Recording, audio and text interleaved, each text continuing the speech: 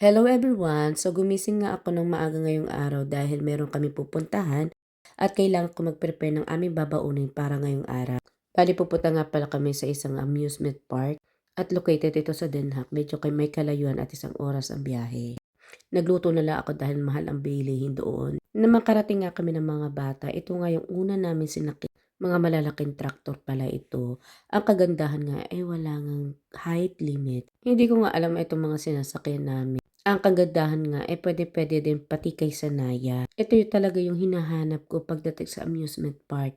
Yung pwedeng-pwede sa mga batang maliliit at napaka kids friendly nga.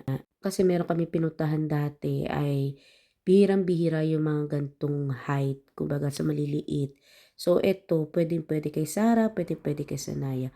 At kapag napagod at nainitan ng mga bata, abay meron din dito water station kung saan pwede sila wala namang swimming pool pero magdampisaw. So dito nga ay nangabayo si Sarah at nag-train din kami. Bali kasama ko nga pala ngayong araw yung kaibigan ko at hindi ko nga nabanggit kanina pa. Bali siya pala ang nag-introduce nito sa akin. At ito nga yung huli kong rides.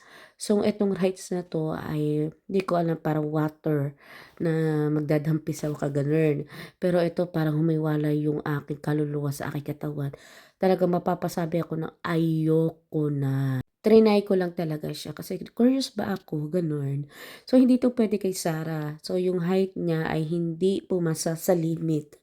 So, ako na lang, solo ko diyan, ayun. Talaga diyan ako parang, ayoko na talaga. Last ko na 'tong gagawin. Gusto ko lang talaga ma-try. Dahil napagod nga ako, nakisuyo ako kay ate na siya na lang sumama kay Sarah. At ang kagandahan nga dito, meron din silang Spell Town o palaruan.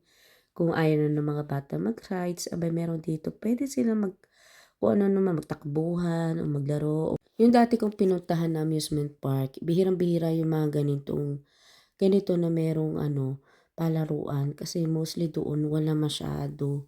Parang good lang siya sa malalaki o sa mga adult na. So ito yung nagustuhan ko talaga dito.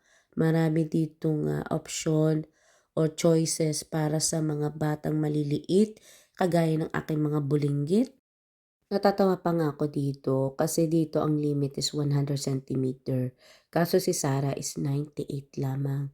Kumapos siya ng ilang sentimetro. Kaya bumalik kami dito. So yun, nakapasa na siya kasi may ginawa kami.